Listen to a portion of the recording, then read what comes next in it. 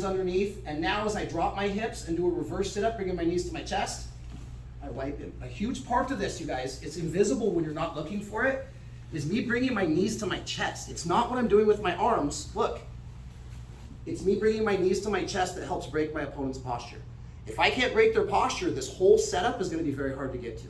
All right, so if you're not familiar with it, I can practice lift, pin, and reverse sit-up to get him heavy on his hands. Or I can practice my prayer wipe, come here, reverse sit-up, transition to the collar. I'm not just grabbing the collar, I'm pulling him heavy to make him stack his weight on his hands. Also, I don't want to leave my shoulders on the ground. I'm going to come up like I'm whispering a secret in his ear. Deep overhook. Pull, grab, lock. I've got one hand here now. Okay, so Monday we talked about choke. We talked about inside feeds into the triangle.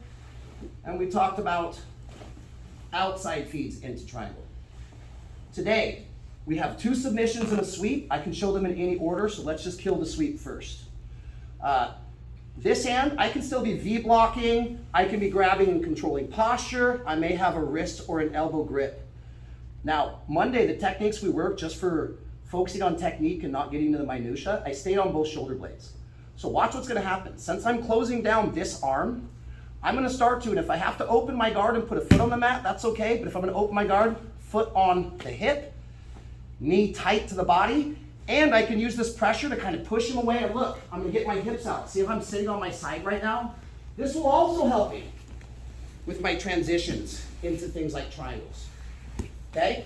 So the first one, get to the position. If you want to V-block the arm or control the sleeve, that's even better. If we can get our foot on the hip and keep my knee tight, I keep him kind of locked in. I'm gonna go onto my side, and now I'm gonna push a little bit of space away, almost like I'm shrimping. With the foot that was on the hip, you guys, we're gonna stick in a single butterfly hook. So if you can't see, I go from foot on hip, I stick my foot in, I keep an active foot, in other words, a hook. Boom.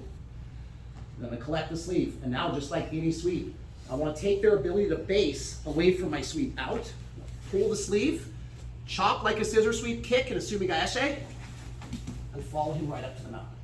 Okay? We do have options, the same options from here. I can run my X chokes later. I can start to transition into my triangles from here if I want. We have modified Kimuras and wrist locks. And I can go to arm bars, whatever our belt level is, you guys can feel free to add those in. But the fundamental start of the movement that we're gonna work is a sumigaeshi, in other words, butterfly sweep. Okay, so now I've talked to you guys to sleep, we'll show it 2 more times. All the way through, get the hands to the mat, grab the collar, connect, foot on hip, keep this tight to the body, cut the angle. Now my foot goes in front of the hip, hits my butterfly hook, and just like a scissor sweep, I like to come up to my elbow. You can do it down here with more leverage if I come up to the elbow. Cut, kick, lift, transition with the high step to the mount. Okay? It looks complicated, but hopefully after you guys do this for a little bit, we'll feel it a few times. So last time through, can everybody see when you need to change angles? Let's do a little different angle this time. So all the way through. Hands to the mat. Nice tight position. I've got a free hand. I always like to control the elbow. Tight. Hips. Butterfly hook. Now take the base away. Chop and kick. Big step over to the mount. And if you guys want to let it go and skydive to get your 2 points for the sweep, your 4 points for the mount,